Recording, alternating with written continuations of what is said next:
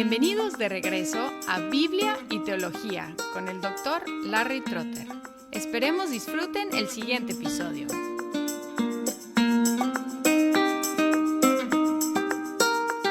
Cuando hay distancia geográfica en una relación entre personas, dos preocupaciones pueden surgirse en sus mentes. Una pregunta es, ¿cómo estamos nosotros? Es decir, ¿cómo está nuestra relación? ¿Estamos bien? Y la otra preocupación es, ¿cómo estás tú? ¿O cómo están ustedes? Es decir, ¿cómo está la relación y cómo están las otras personas? Y puede ser que no haya ningún problema, pero la distancia crea incertidumbre que puede ser resuelta solamente por medio de la comunicación. Entre más directa, mejor. Y estas son las dos preguntas hechas en esta sección y luego contestadas en la siguiente. La primera pregunta es, ¿cómo estamos nosotros? ¿Cómo está nuestra relación? En 1 de Tesalonicenses 2, 17 al 20 leemos, Pero nosotros, hermanos, separados de ustedes por breve tiempo, en persona, pero no en espíritu, estábamos muy ansiosos, con profundo deseo de ir a verlos, ya que queríamos ir a ustedes, al menos yo, Pablo, más de una vez, pero Satanás nos lo ha impedido. Porque ¿quién es nuestra esperanza, o gozo, o corona de gloria? ¿No son ustedes en la presencia de nuestro Señor Jesús en su venida? Pues ustedes son nuestra gloria y nuestro gozo. Los misioneros desearon ver a los tesalonicenses creyentes otra vez. Acuérdense de que Pablo y sus compañeros desaparecieron de la noche a la mañana, instados por los creyentes en Tesalónica.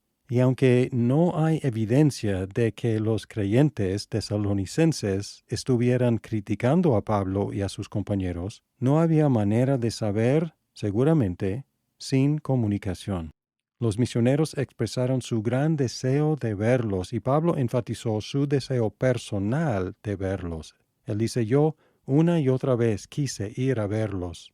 Pero de alguna manera desconocida por nosotros, Satanás puso obstáculos en su camino que impidieron a que regresaran. Y luego los misioneros expresaron su actitud hacia los creyentes y queriendo saber cuál era la actitud de ellos hacia los misioneros. Ellos expresaron su deleite en la forma de una pregunta retórica con una segunda pregunta y luego una respuesta. La primera pregunta es, ¿quién es nuestra esperanza, o gozo, o corona de gloria? Y luego contesta con otra pregunta. ¿No lo son ustedes en la presencia de nuestro Señor Jesús en su venida? Y luego la respuesta declarada positivamente, pues ustedes son nuestra gloria y nuestro gozo. Preguntaron, ¿quién sería en ese día cuando Jesús regresara? ¿Quién sería su esperanza, su gozo, su corona de jactancia o corona de gloria? Y aquí se enfocaron en su propia satisfacción y reivindicación ante el Señor en su venida. Y ellos tan confiados de la obra de Dios en los tesalonicenses, cosa que hemos visto con sus dos secciones de agradecimiento, ellos estuvieron confiados en que en ese gran día iban a poder referirse a los tesalonicenses como la evidencia de sus ministerios fieles, y por lo tanto gozarse y regocijarse en ese día y en el presente en esperanza de ese gozo futuro. Con similar confianza, yo anticipo poder referirme a la Iglesia Cristo Redentor en Guadalajara, México, y también a mi iglesia actual, Florida Coast Church, aquí en Florida, como mi esperanza, mi gozo, mi corona y mi gloria en la presencia del Señor cuando Él venga, porque veo contundentemente la evidencia de la obra de Dios en esas iglesias que he tenido el privilegio de fundar y pastorear. Así tenemos la mitad de la ecuación. Tenemos la actitud de los misioneros hacia los tesalonicenses y tenemos su deseo de verlos para saber cuál es la actitud de los tesalonicenses hacia ellos. Y luego hacen la segunda pregunta, ¿cómo están ustedes? En 3, 1 al 5. Dice, por lo cual, no pudiendo soportarlo más, pensamos que era mejor quedarnos solos en Atenas, Enviamos a Timoteo, nuestro hermano y colaborador de Dios en el Evangelio de Cristo, para fortalecerlos y alentarlos respecto a la fe de ustedes, a fin de que nadie se inquiete por causa de estas aflicciones, porque ustedes mismos saben que para esto hemos sido destinados. Porque en verdad, cuando estábamos con ustedes, les predecíamos que íbamos a sufrir aflicción, y así ha acontecido, como saben. Por eso, también yo, cuando ya no pude soportar más, envié a Timoteo para informarme de su fe, por temor a que el tentador los hubiera tentado y que nuestro trabajo hubiera sido en vano. No aguantando su preocupación más, causada por la separación, Pablo y quizás Silas se quedaron en Atenas y enviaron a Timoteo de vuelta a Tesalónica. Es probable que Timoteo atraía menos atención, siendo un medio gentil y también siendo menor que Pablo y Silas, y no tan visible en la primera visita a Tesalónica. Y aun así, siendo menor, él fue con plena autoridad como hermano de Pablo y Silas y como colaborador de Dios. Así lo llaman, nuestro hermano y colaborador de Dios en el Evangelio de Cristo. Y su misión fue establecer y animar su fe. Versículo 2, para fortalecerlos y alentarlos respecto a la fe de ustedes. La gran preocupación fue que sus tribulaciones habían sacudido su fe.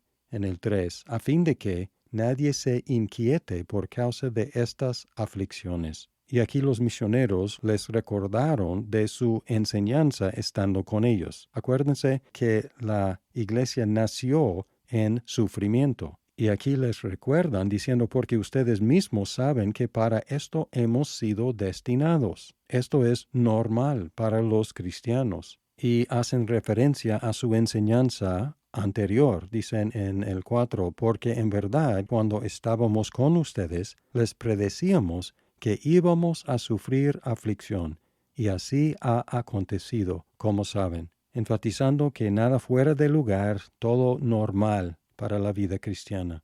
Pero aún así preocupados por, como dicen, temor a que el tentador los hubiera tentado y que nuestro trabajo hubiera sido en vano. Aquí preocupado porque el tentador frecuentemente utiliza el sufrimiento para deshacer los efectos del ministerio cristiano. Podemos pensar en el caso de Job y la herramienta que intentó utilizar para instigar a Job a blasfemar a Dios fue el sufrimiento, y es una de sus herramientas favoritas.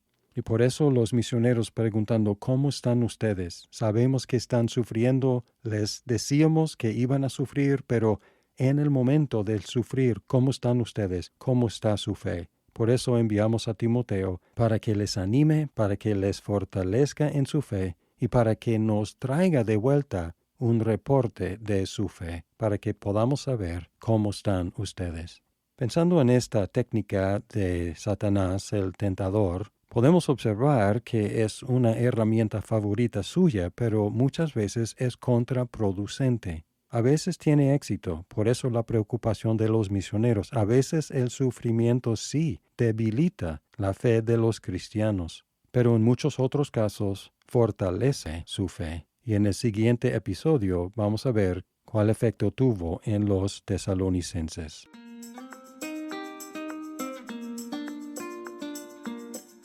Muchas gracias por escuchar este episodio. Si estás disfrutando Biblia y teología, por favor compártelo con tus amigos. ¡Hasta pronto!